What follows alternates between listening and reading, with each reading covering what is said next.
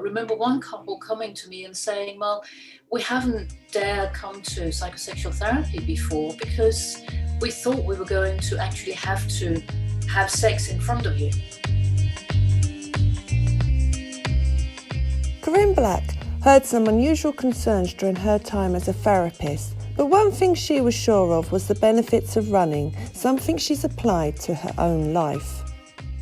I know if I haven't been out running for a couple of days, I can feel it in my moods.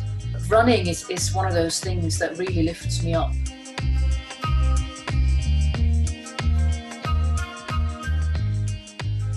Running has helped many people through the coronavirus pandemic and periods of lockdown, and Karin believes the time we've had to ourselves has had benefits as well. I know they talk about it being a mental health crisis. I would like to reframe that and call it a mental health revolution. How wonderful is that we've had the opportunity to sit and let things come up so that we can deal with it. I'm Michelle Lewis, and on Running Tales this week we have something slightly different. I spoke to therapist turned author Karin Blak about lockdown, therapy and her running story.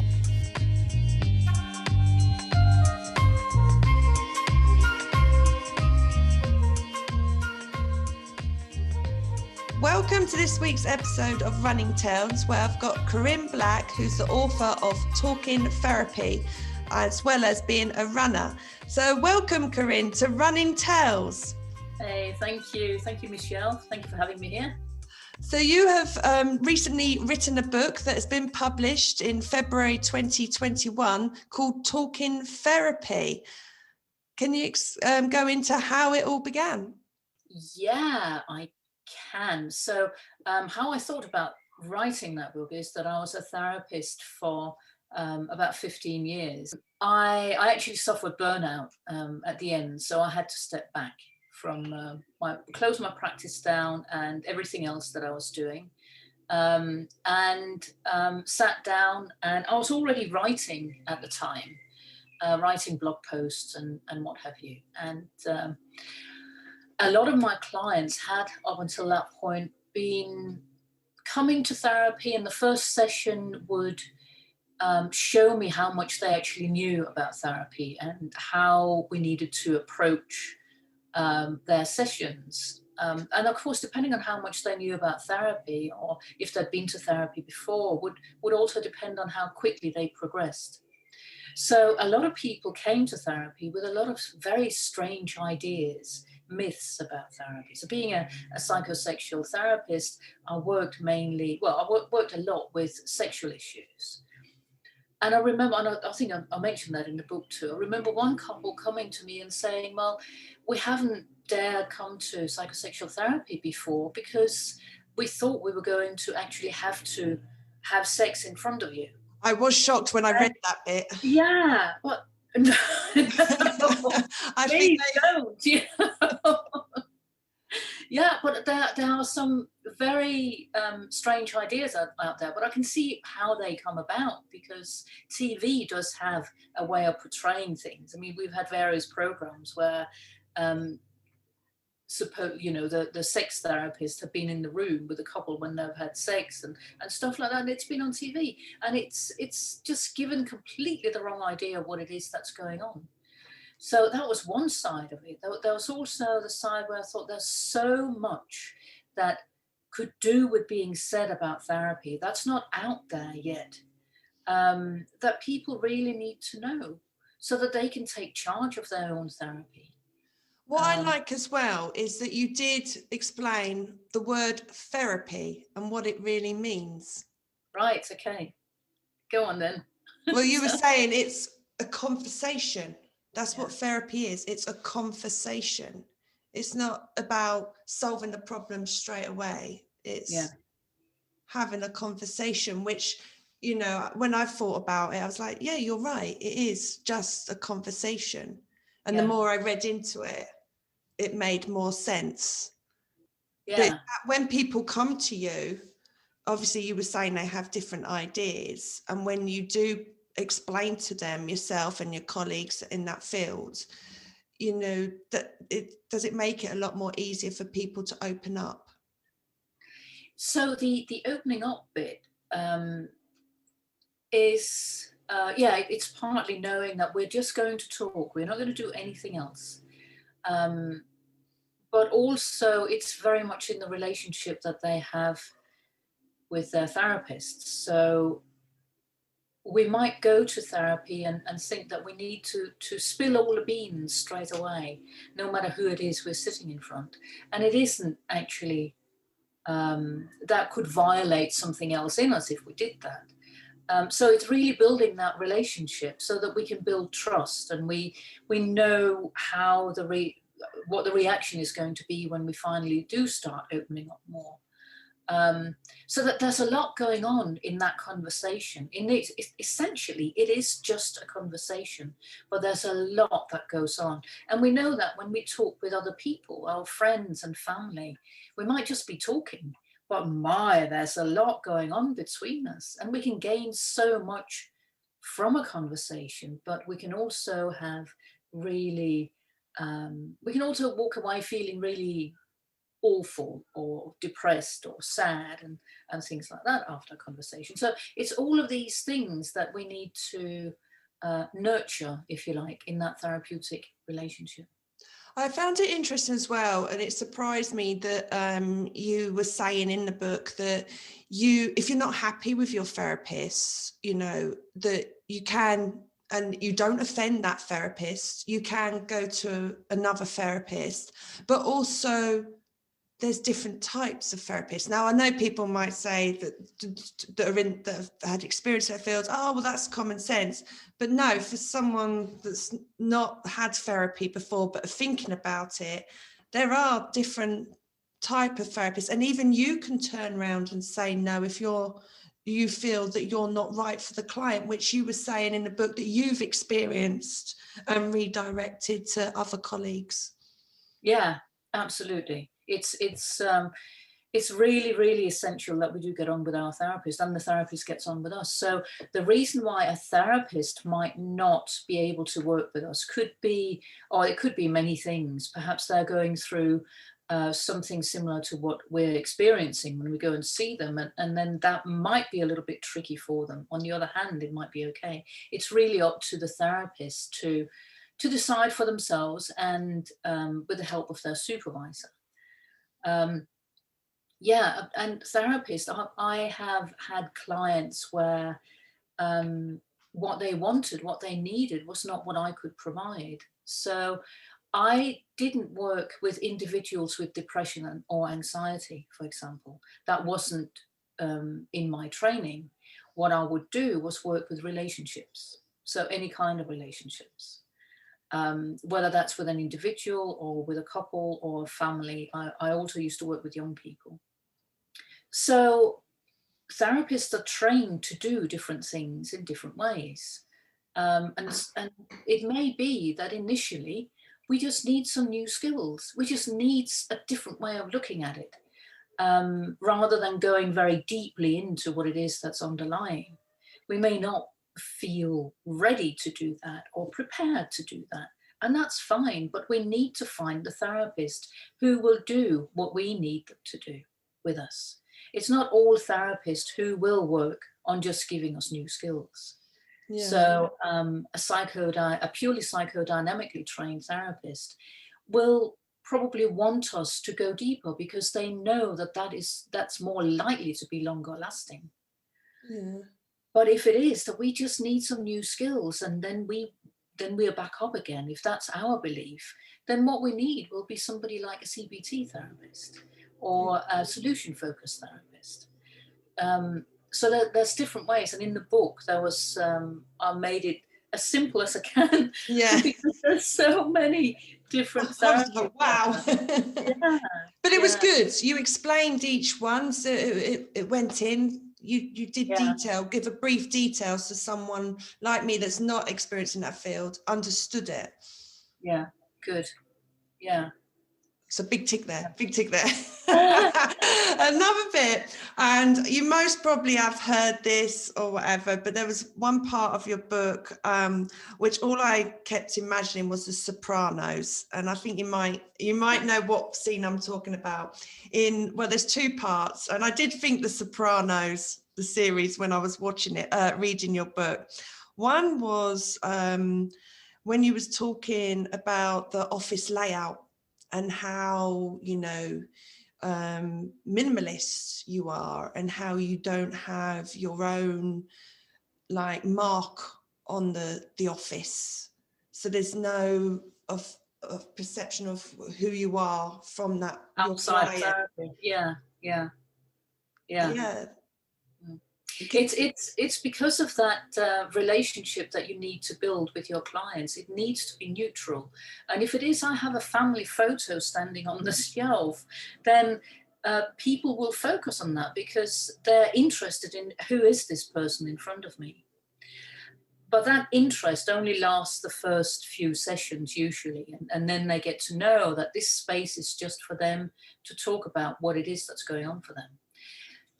If they know too much about their client, then it may hinder them in actually bringing what it is that they really need to talk about, because they might start feeling sorry for the client, or thinking, oh, well, my problems are not as big as theirs, and all of this that we often go through. Yeah. So, yeah. But I was thinking more like, and I know it's a TV series, whatever, but it's my experience. It was a few bits that did remind me when reading your book, like the therapist room in the series is very big, lavish, and you did mention this. Hollywood does, or TV does tend to glamorize the environment of the therapist. Lavish books everywhere. But you was very, in your book, particular how you choose your location, your office. It was really interesting. Yeah. That you put a lot of thought into, where the location is, and you've turned locations down before because of the position. Yeah. Yeah. Yeah. It is. It's a lot goes into being a therapist. It isn't just getting a couple of chairs and sitting and chatting. There's a whole lot of back thought that has to go into the place. So, for example, where I am at the moment in my office, I would never see clients in here. You can see boxes stacked on that side, and over there, that picture there. Yeah, it's got your name. That's Jeff and I. That's from when we got married. So it's got the date and our names and everybody who was at the wedding underneath. Okay, so it's very personal. Yeah. So it's far too personal, and there's other bits and pieces in here that tell too much about me as a person. So that's a distraction for therapy. Yeah, the second bit that did remind me of the series was the fact that therapists have a therapist called a supervisor, and you went on to explain that.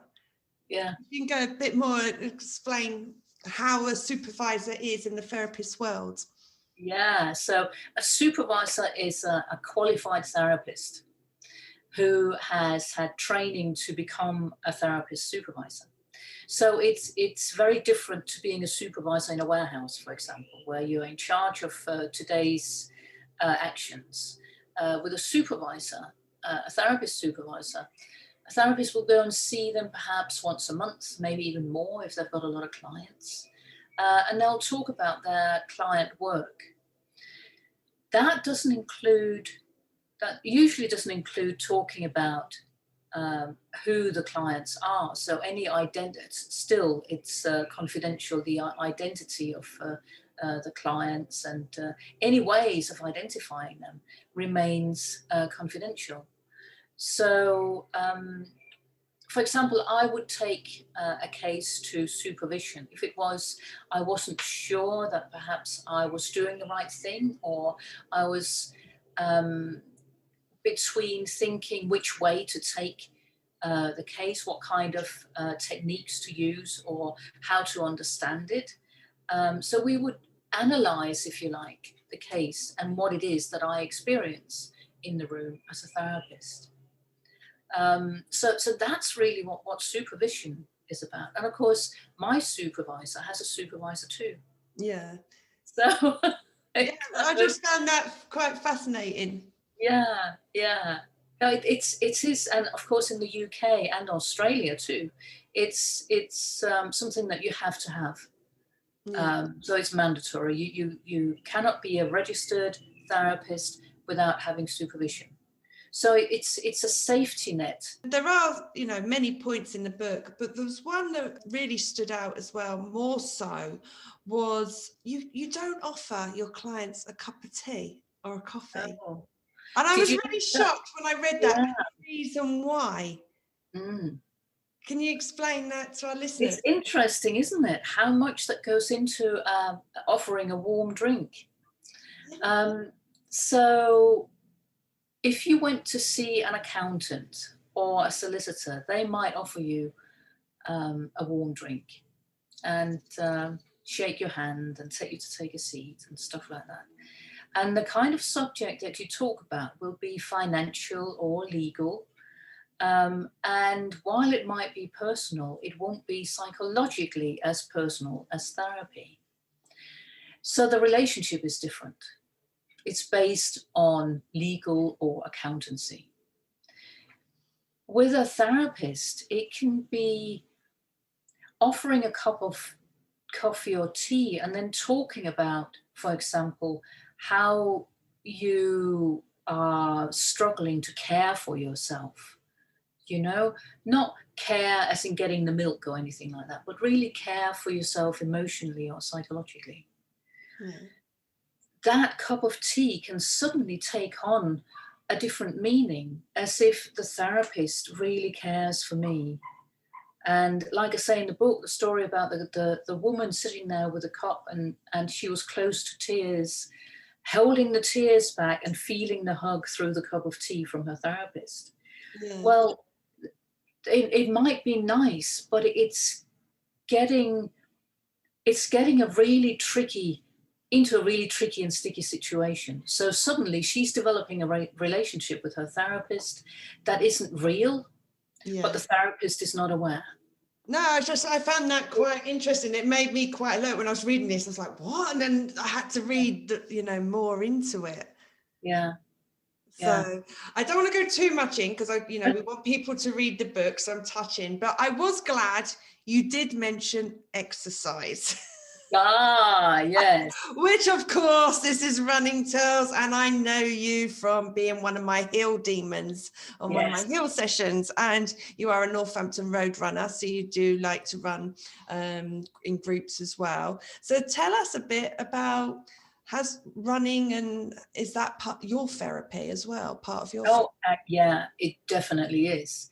I know if I haven't been out running for a couple of days, I can feel it in my moods. Running is one of those things that really lifts me up and makes me able to do things that otherwise I might just sit down on the settee and watch TV. So it does have a big effect on me. And your hill running sessions are enough torture for me to last a week. Oh, I cannot wait till they start again. Oh, nor can I. No. So have you always been into running? I ran for the school when I was at school many, many, many moons ago. But that was track running. So that was just circular track, running, just nothing else but run. And but then I left it for a little while, but I used to do a lot of push biking instead. So rather than getting a license and a car, I used my push bike up until I was in my mid-20s. Okay. So you've always been fairly fit. Yeah, always done something. Yeah. Then before I came to Northampton in 2011, I used to do a lot of running, but it was on my own. Okay. And I would do various charity runs as well, every now and again, the 10Ks. And actually the first charity run that I booked myself in for, I thought I'd signed up for a 5K run. So I saw the mileage kind of things as they went along, and I was thinking, 4K, yeah, nearly there, one more 5K. And there was no finishing line, and it carried on 6K. I thought, wow, it went up to 10K, and I didn't realize, I bet that's one lesson you learned. Yeah, it was. But I mean, 10K now is what I do probably twice a week. Well, I have done for the last few weeks. So it's not one that I have to warm up to anymore. It's amazing how addictive running is. It really is. And I keep telling myself, no, I'm not going to do marathons. But I suspect Sharky at some point, or Sue, will get hold of me and tell me I need to. So. Yes, you've got an experience in marathon, but only when you're ready. There's lots of training. You've got to be prepared. I don't know whether it's really me. So do you recommend exercise to your clients as part of therapy? I do. It depends on what they do. I mean, I've worked with eating disorder clients in a hospital, and that was teenagers with eating disorders. Now, they used to do too much exercise, and so it became dangerous for them to do exercise. And of course, when they're in hospital, it's pretty severe stuff.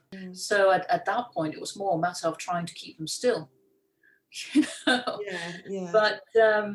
But in general, I mean, in general, I've always promoted at least going for a walk,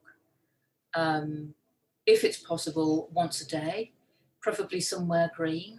And I think in my latest blog post, I talk about just getting out, even if it's just for a walk into your garden or over a sports field. Just getting out once a day can make a huge difference. Can you just share what your blog page is, so those that want to? Oh, I have got two now. I've got one on Medium. It's my name, Karin Blak. And the other one is on Psychology Today, which is demystifying therapy. That will have all kinds of things that's related to the book on that. It's only just, I've only just been taken on board, if you like, as one of their bloggers. So that's just up. It's only got one post on it at the moment. So it's very new. But yeah, that's all about therapy as well. We're in March 2021. And as we all know, it's been one hell of a year, let's be honest. And the day that we're chatting is the UK's first 1 year anniversary of our very first lockdown, of being in a situation of COVID. Do you feel therapists are going to have their work cut out when, in the next few months, years? Yeah. Being honest with, I've noticed myself with the people around me, mental health has been affected this third lockdown even more so. Yeah, it has. Yeah. Therapists are already having, I don't do therapy anymore, but my colleagues who are still doing therapy are all fully booked. And it doesn't matter what kind of therapy they're doing, they're just fully booked. I mean, that they've always got a turnover, so it's not impossible to get a session, but it's really interesting at the moment. And the kind of cases they're working with are cases where things have been brewing for a long time, but because of the busyness of life, people haven't allowed space for it to really come to the top, to the surface. And of course, with this last year of lockdown, we've had enforced time to sit, and things will come to the surface then. It's only natural. But I know they talk about it being a mental health crisis. I would like to reframe that and call it a mental health revolution, actually. Because how wonderful is that we've had the opportunity to sit and let things come up so that we can deal with it.